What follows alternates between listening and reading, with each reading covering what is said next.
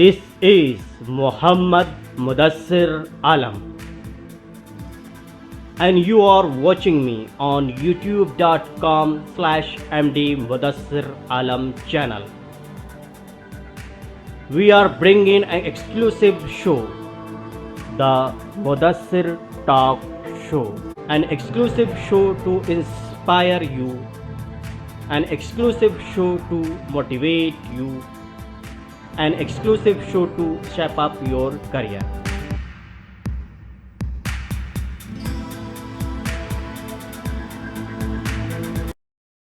Welcome to my show the Mudassir talk show. The Mudassir talk show के 17वें episode में आपका स्वागत है, खैर मकदम है। द मुदस्सिर टॉक शो में मैं आपके लिए एक्सक्लूसिव इंटरव्यूज़ लाता हूं। मैं अलग अलग फील्ड के एक्सपर्ट से बातें करता हूं, उनकी जर्नी को जानता हूं, उनके बारे में डिफरेंट एंगल्स को जानने की कोशिश करता हूं, आपसे शेयर करता हूं। द मुदस्सिर टॉक शो के इस ख़ास एपिसोड में हमारे ख़ास मेहमान हैं आगरा यूनिवर्सिटी से प्रोफेसर मोहम्मद अरशद। उनसे हमने बात की है। प्रोफेसर के साथ साथ वो डिफरेंट एडमिनिस्ट्रेटिव रोल्स भी निभा रहे हैं, उसको फुलफ़िल कर रहे हैं। उनसे हमने जाना है कि कैसे इन चैलेंजिंग रोल को वो फुलफ़िल कर पाते हैं और साथ साथ वो कैसे इस मुकाम तक पहुँचे हैं। द मुदस्सिर टॉक शो के इस एपिसोड में हमने ये भी जानने की कोशिश की है कि कोई यूथ अगर उनकी तरह बनना चाहता है तो उन्हें किन किन बातों का ध्यान रखना चाहिए। तो चलिए देखते हैं इस एपिसोड में, द मुदस्सिर टॉक शो के इस ख़ास एपिसोड में प्रोफेसर मोहम्मद अरशद से हुई ख़ास बातचीत। डॉक्टर अरशद साहब, आपका मेरे show the Mudassir talk show में स्वागत है, खैर मकदम है, वेलकम है। शुक्रिया मुदस्सिर साहब, बहुत बहुत ज़रा नवाजी, शुक्रिया। I am very I feel privilege to be on your show and very thankful to you in fact. मैं प्रोफेसर मोहम्मद अरशद हूँ, जैसा कि आपने बताया, और मैं बेसिकली गाइसल एक गांव है जो किशनगंज और इस्लामपुर के बीच में है। किशनगंज से 18 किलोमीटर और इस्लामपुर से करीब 11 किलोमीटर पहले एक गाइसल नाम से गांव है, मैं वहाँ का रहने वाला हूँ। और मेरी जो इनिशियल तालीम है वो अपने ही गांव के स्कूल से, फिर धनतोला जूनियर हाई स्कूल से, और फाइनली मैंने अपना जो मैट्रिकुलेशन है वो इस्लामपुर हाई स्कूल से पास किया था। ये 1985 की बात है। Then I move to Aligarh Muslim University. There I was admitted in 10+2 with physics, chemistry and biology as my stream. I tried to get into of course medical course, जैसे कि मेडिसिन में हमने कोशिश की, जैसे कि जनरली हमारे इलाके में होता है कि हम लोग मेडिकल साइंस या इंजीनियरिंग में जनरली जाने की कोशिश करते हैं। And in 2 attempts I failed to do it, I moved to social sciences. And I considered this decision to be a very wise decision, and on looking into today's life of the academic life of mine that I'm having today. तो फिर मैं social sciences में, मेरा जो major है वो sociology है। I had my graduation from Aligarh Muslim University with sociology as my honor subject. And thereafter, I went to Delhi, had been in Hamdard Study Circle, wrote civil services examination, wrote the mains examination 3 times, and went up to the interview at the last attempt. और उसी तैयारी से जो है मेरा JRF निकल आया था सोशियोलॉजी से। Okay. And then, once I could see in the Times of India, there was one advertisement having only single position of, उस वक्त असिस्टेंट प्रोफेसर नहीं होता था, लेक्चरर होता था। तो आगरा यूनिवर्सिटी के लिए, कैंपस के लिए था। एंड मैंने उसको अप्लाई करा। कोई जानने वाला नहीं था, जिंदगी में पहली बार आगरा यूनिवर्सिटी कैंपस में आया। And I was interviewed and I was taken for the post. हम लोग काफी लोग थे, लेकिन ये कुछ मेहनत का फल था, कुछ ऊपर वाले की मेहरबानी थी। That I was taken into Agra university campus. Agra university is a very big university. In fact ये यहाँ के उत्तर प्रदेश के इस इलाके के 8 डिस्ट्रिक्ट में फैला हुआ है और इसके पास 1100 कॉलेजेस हैं। In the campus we have only post graduate courses available, और उसमें सोशियोलॉजी का, जो सोशियोलॉजी डिपार्टमेंट है, उसका मैं आज प्रोफेसर एंड हेड हूँ। और इसमें चूंकि एक एफिलिएटिंग यूनिवर्सिटी है तो काफी जिम्मेदारियां रहती हैं। तो जैसा कि आप you are basically public relation officer in central university, तो आपको आइडिया ही होगा कि यूनिवर्सिटी एक मिनी एक माइक्रोकोज्म ऑफ द कंट्री का एक माइक्रोकोज्म है।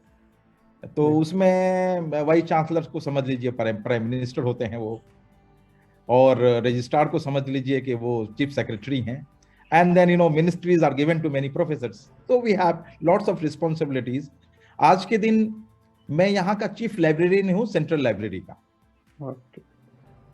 और इसकी वजह यह है कि हमारे यूनिवर्सिटी के एक्ट के हिसाब से वहाँ पे डिप्टी लाइब्रेरियन तक की पोजीशन है, और जो चीफ लाइब्रेरियन है उसमें किसी प्रोफेसर को जिम्मेदारी दी जाती है, और वो ऑनरेरी पोजीशन है।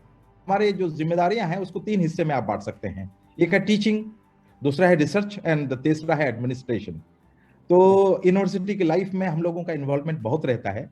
We keep busy with teaching, then research, and then with administrative work. तो मैं समझता हूं कि यूनिवर्सिटी की लाइफ आप तो बहुत अच्छी तरह जानेंगे कि ये बहुत ही एक बहुत वर्सेटाइल किस्म की नौकरी है। उस तरह की नौकरी जनरली नहीं होती जैसे हम लोग परसीव करते हैं जनरली, कि सिर्फ शायद जाके लेक्चर देना हो और फिर फ्री हो जाए आदमी। ऐसा नहीं होता, और काफी इसमें स्कोप है। The campus life is full of life. जो कैंपस का एटमॉस्फेयर होता है फुल ऑफ लाइफ है, और इसमें मेहनत करनी होती है। You have to put hard work to prepare your lectures. You have to keep yourself updated all the time. You have to involve in research work, and then at the same time you have to contribute in administration as well. अगला साल वही आएगा, क्योंकि interview करने का मेरा मकसद भी सिर्फ यही था कि सिर्फ आप सिर्फ प्रोफेसर होते तो शायद मैं इंटरव्यू को इतना वर्सेटाइल नहीं बना पाता, डाइवर्सिफाइड नहीं बना पाता। लेकिन 3 एंगल जो आपने बताए उस पे आगे जो है आप उस पर और थोड़ी सी रोशनी डालें। मैं इसमें एक चीज जोड़ना चाहता हूं कि जब मैं यहाँ ज्वाइन किया तो उसके 5 साल की नौकरी के बाद एक यूनाइटेड नेशंस के प्रोजेक्ट के रूप में एक नॉर्थ ईस्ट अफ्रीकन कंट्री में कुछ पोजीशंस आई थी। तो उस वक्त मुझे लगा कि I should make an effort to go there, क्योंकि उस वक्त तक 5th पे कमीशन ही था इंडिया में। तो क्या हुआ कि I got an opportunity there. तो हम 2 साल के लिए जो है वो बेसिकली स्वीडन का एक स्पॉन्सर्ड प्रोग्राम था। तो I went to African country and I serve there under that project for 2 years। तो मैं समझता हूँ every discipline is good provided you are good in the discipline. अगर ये बहुत इंपॉर्टेंट पॉइंट याद करने की है या याद रखने की है, और इसलिए चाहे वो मैनेजमेंट हो, चाहे लॉ हो, चाहे वो सोशल साइंसेज हो, चाहे लिटरेचर हो, चाहे इंजीनियरिंग हो, चाहे मेडिकल साइंस हो, ये सारे वो फील्ड है, सब में करियर बन सकता है। लेकिन उसमें एक चीज याद रखने की जरूरत है कि हमें अच्छी मकाम तक सारे डिसिप्लिन पहुंचा सकता है, लेकिन उसमें हमें मेहनत करके एक्सेल करना होगा। और एक बार आदमी एक्सेल कर जाता है तो उसके पास इतनी चॉइसेस होती हैं कि उसको देखना ये पड़ता है कि हम कहाँ सर्व करें, कहाँ नौकरी करें। तो सारी बात अटकती है क्वालिटी ऑफ एजुकेशन पे, सारी बात अटकती है एक्सेलेंस पे। तो इसलिए अगर मेहनत करके और प्रॉपर गाइडेंस के साथ अगर मेहनत की जाए तो मैं समझता हूं कि स्काई इज द लिमिट, आदमी कोई भी चीज अचीव कर सकता है। अलीगढ़ मुस्लिम यूनिवर्सिटी और आगरा यूनिवर्सिटी बहुत ही डिस्टेंस, बहुत 100 किलोमीटर का भी दायरा नहीं होगा, उससे कम ही डिस्टेंस होगी। लोग अलीगढ़ मुस्लिम यूनिवर्सिटी को बहुत जानते हैं, अक्रॉस द वर्ल्ड जानते हैं। आप एक अलग तरह की यूनिवर्सिटी में, जैसे आपने कहा कि 1100 एफिलिएटेड कॉलेजेस हैं और उसमें पीजी की पढ़ाई बेसिकली होती है, और आपने लाइब्रेरी के बारे में बताया, क्या अलग है जो नॉर्मल यूनिवर्सिटीज होती है, अलीगढ़ मुस्लिम यूनिवर्सिटी है या जामिया मिलिया की बात करें या डीयू करें, जेएनयू, इनसे ये यूनिवर्सिटीज क्या अलग होती है और यहाँ के चैलेंजेस कैसे होते हैं, ये अगर आप शॉर्ट में हमें बता पाते। आगरा यूनिवर्सिटी बेसिकली एक स्टेट यूनिवर्सिटी है, और ये क्वांटिटेटिव टर्म्स में बहुत बड़ी यूनिवर्सिटी है। इसमें करीब 8 लाख स्टूडेंट्स हैं, 1100 कॉलेजेस हैं, और इवन अलीगढ़ डिस्ट्रिक्ट में इसके करीब 150 से ज्यादा कॉलेजेस हैं। It is an affiliating university basically. तो इसमें क्या है कि मैं आपसे एक चीज और शेयर करना चाहता हूं कि इसमें क्या होता है कि because of this large expansion, because of the quantitatively being a very big university, तो इसमें एडमिनिस्ट्रेटिव काम ज्यादा होता है। हम लोग यूनिवर्सिटी कैंपस में ऑब्वियसली टीचिंग और रिसर्च में भी होते हैं, लेकिन हम लोगों पे इसी वजह से, क्योंकि ये बहुत फैला हुआ है, तो मैं ये समझता हूं कि Agra is more a university having a big size, quantitatively एक बहुत बड़ी यूनिवर्सिटी है, whereas अलीगढ़ मुस्लिम यूनिवर्सिटी को मैं क्वालिटेटिवली बहुत अच्छी यूनिवर्सिटी मानता हूं। और मैं आपको एक चीज बड़ी इंटरेस्टिंग शेयर करना चाहूंगा कि जब मैं प्रोफेसर हुआ और प्रमोशन के बाद, तो अलीगढ़ मुस्लिम यूनिवर्सिटी का मैं आपको बताना भूल गया कि मैं वहां पे बोर्ड ऑफ स्टडीज का मेंबर हूँ एएमयू में। वो मेरा अल्मा मेटर है, तो मैं बड़ा प्यार से जाता हूँ। और पिछले साल की बात है, अभी जस्ट पिछले जनवरी की बात है, कि वहां मैं सिलेक्शन कमेटी में एक्सपर्ट था, जनरल सिलेक्शन कमेटी में। और मुझे बड़ी खुशी हुई, मैं सिलेक्शन कमेटी में बहुत सारी जगहों पे जाता हूं, लेकिन जब मैं एएमयू गया तो मैं बहुत ज्यादा मतलब इनकरेज फील कर रहा था और बहुत ज्यादा ऑनर्ड फील कर रहा था, चूंकि मेरा वो अल्मा मेटर है। हाँ बिल्कुल, जैसे अलीगढ़ मुस्लिम यूनिवर्सिटी की जो आइडेंटिटी है, तो वो तो हर जगह लोग फैले हुए हैं, पूरी दुनिया में फैले हुए हैं। शायद ही कोई ऐसी यूनिवर्सिटी हो जहाँ पे एएमयू के एलुमनाई या नहीं हो। तो आप वहाँ रिप्रेजेंट कर रहे हैं, मैं भी एक यूनिवर्सिटी को रिप्रेजेंट करने, एएमयू को ही कहीं ना कहीं रिप्रेजेंट कर रहा हूँ, लेकिन एक कनेक्शन होता है, इमोशनल कनेक्शन होता है। अभी भी अगर डिपार्टमेंट में मैंने देखा कि मेरे नाम को वहाँ पे एलुमनाई लिस्ट में दिया गया है, तो अच्छा लगता है कि कम से कम अलीगढ़ मुस्लिम यूनिवर्सिटी मुझे याद कर रहा है। शो का आपको पता है कि फॉर्मेट की फोकस्ड ग्रुप ये यूथ हैं, वो यूथ जो कि कुछ करना चाहते हैं, आगे बढ़ना चाहते हैं, और कहीं ना कहीं उनको थोड़ी सी अगर गाइडेंस मिल जाए तो वो बहुत अच्छा कर सकते हैं। जैसे कि आपने तो ट्राई किया, पढ़ाई कर रहे थे, तो आपको मौका मिला तो आप आगे बढ़े। तो एक पर्टिकुलरली एक एकेडमिक फील्ड होता है। मैं जहां तक देखता हूँ कि इस तरफ मैंने ऑब्जर्व किया है, पता नहीं एक आंकड़ा कितना होगा नहीं होगा, खास करके जिस इलाके से हम बिलोंग करते हैं, तो सीमांचल कहें या उत्तर दिनाजपुर कहें, जो भी कहें, एकेडमिक फील्ड में, खासकर एकेडमिक एडमिनिस्ट्रेशन में लोग बहुत कम है।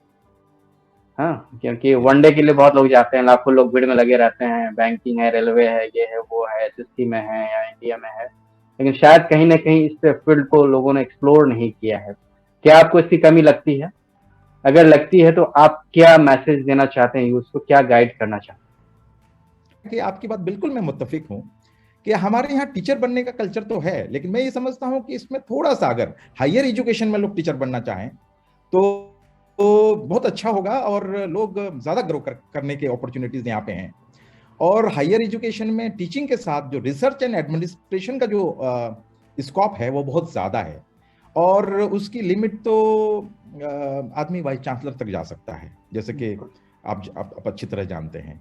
और जब आदमी टीचिंग में भी अगर हायर एजुकेशन में होते हैं, तो यूनिवर्सिटी सिस्टम में उनके पास एडमिनिस्ट्रेटिव रिस्पॉन्सिबिलिटीज बहुत होती हैं, एंड वो बहुत गर्व करने का है, उस लाइफ को एंजॉय करने का, रिसर्च उसका जो एक एरिया है वो बहुत ही वर्सेटाइल है।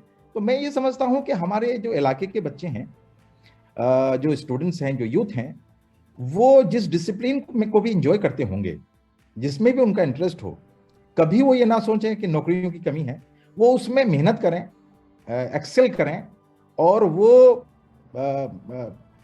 टीचर बने। Teaching is the mother of all occupation professions, तो it is a very respectable position. But मैं ये चाहूंगा कि वो एक कदम जरूर आगे बढ़ाएं और हायर एजुकेशन में आने की कोशिश करें, इसमें अपॉर्चुनिटीज ज्यादा हैं। ऐसी हालत में दो तीन चीजें हैं कि एक तो जो हम लोग सिर्फ ट्रेडिशनल कोर्सेज में ही बच्चों को भेजें, इससे लोगों को बात रहना चाहिए। Not necessarily everybody has to become an engineer और everybody has to become a doctor. हम लोग जानते हैं कि ये अच्छे प्रोफेशंस हैं, लेकिन अगर कोई बच्चा लिटरेचर में अच्छा कर रहा है, कोई बच्चा मैनेजमेंट में अच्छा कर सकता है, कोई बच्चा लॉ, जैसे नेशनल लॉ स्कूल्स हैं, अगर किसी बच्चे का नेशनल लॉ स्कूल्स में एडमिशन हो जाए, तो मैं समझता हूँ they are not less than और इंफीरियर देन आईआईटीज टुडे। और उसमें जो लॉ है अच्छी यूनिवर्सिटीज में, मैनेजमेंट है, आईआईएम वगैरह हैं, इसमें अगर बच्चे इस सब में जो लोग पोटेंशियल है, तो इनकी पर्सनालिटी डेवलपमेंट भी ज्यादा होती है, उनकी आर्टिकुलेशन, उनकी communication skill, personality development in courses में बहुत ज्यादा है। तो इसलिए मैं एक मैसेज ये देना जरूर चाहूंगा कि सितारों से आगे जहां और भी हैं, और ये मेडिकल साइंस एंड इंजीनियरिंग के आगे जहां और भी है, तो therefore people must look for quality institutions in management, in law, और जो ये सोशल साइंसेज हैं, social sciences are very dynamic disciplines. इसमें पढ़ के लोग आज के दिन तो it's an era of globalisation, मैं समझता हूं कि इंटरनेशनली जो है इसके स्कोप हैं और एक्सपोजर लोगों को मिल सकता है। तो you can make your footprint in any discipline. एक चीज है कि रीडिंग हैबिट होनी चाहिए, और आज के दिन हमारे लोगों को, हमारे इलाके के लोगों को जो है ना, देखिए नॉलेज अब डेमोक्रेटाइज हो गया है बिकॉज ऑफ द इंटरनेट। तो इंटरनेट का सही यूज करें, इंटरनेट को सिर्फ सोशल मीडिया और फेसबुक की तरह इस्तेमाल ना करें, वो इंटरनेट को यूज करना सीखें, मिसयूज ना करें। और अगर वो इंटरनेट को सही तरह से यूज कर पाएंगे तो मैं समझता हूं कि आज के दिन नॉलेज घर पे आ गया है इंटरनेट के थ्रू से। तो बहुत सारी चीजें होती हैं, जैसे सपोज करिए मैं जिस लाइब्रेरी को देखता हूं उसको हम लोगों ने ओपन रखा हुआ है रिसोर्सेज को, अगर कोई चाहे तो वही किसी भी जगह बैठ के, मेरे पास पुणे से फोन आया कि हमारे लाइब्रेरी को लोग वहां पे यूज कर रहे हैं। तो आज के दिन इंटरनेट का अगर सही बच्चे यूज करें, रीडिंग हैबिट सक्सेस का जो है सीक्रेट है। रीडिंग हैबिट अगर डेवलप किया जाए तो नॉलेज बढ़ती है, आर्टिकुलेशन बढ़ता है, कम्युनिकेशन स्किल बढ़ता है। तो जो कामयाबी के बहुत सारे मतलब फैक्टर्स हैं, उसमें से एक मेजर फैक्टर है रीडिंग हैबिट। एक चीज और जो मैं फाइनली कहना चाहूंगा कि देखिए किसी भी डेमोक्रेटिक सिस्टम में, समाज में बदलाव के बहुत सारे एजेंट हैं, लेकिन पॉलिटिकल पावर एक बहुत बड़ा एजेंट है। तो मुझे यह भी लगता है कि जो एजुकेटेड लोग हैं, जब मौका मिले वो कहीं ना कहीं डेमोक्रेटिक सिस्टम का को इस्तेमाल करके जो रिसोर्सेज हैं, जो हमारे एक्सचेकर है गवर्नमेंट का, जो लोगों के डेवलपमेंट के लिए यूज होना चाहिए, मुझे लगता है उसमें भी लोग आए, अच्छे लोग आए, और ताकि इन रिसोर्सेज को लोगों के फलाह के लिए इस्तेमाल करके, पॉलिटिक्स को हमेशा मैं समझता हूं कि उसको एक खिदमत खल्क की तरह इस्तेमाल करने की जरूरत है।